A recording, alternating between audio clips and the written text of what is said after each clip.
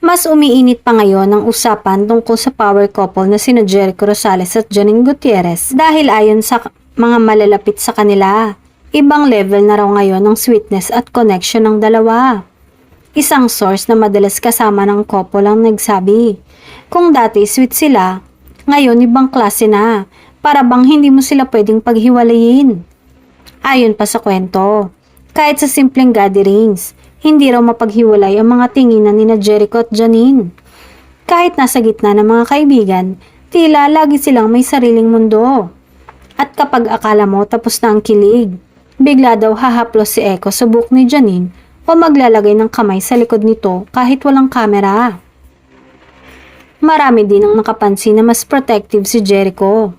Kapag late ang uwian ni Janine sa taping, personal daw siyang sumusundo. Kay Janine naman, halata raw na mas blooming at mas inspired ito, parang laging may dalang spark.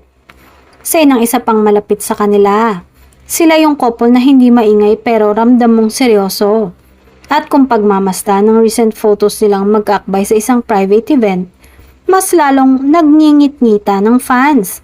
Marami ang naniniwalang hindi lang basta relationship ang tinatahak ng dalawa, kundi isang mas malalim na commitment.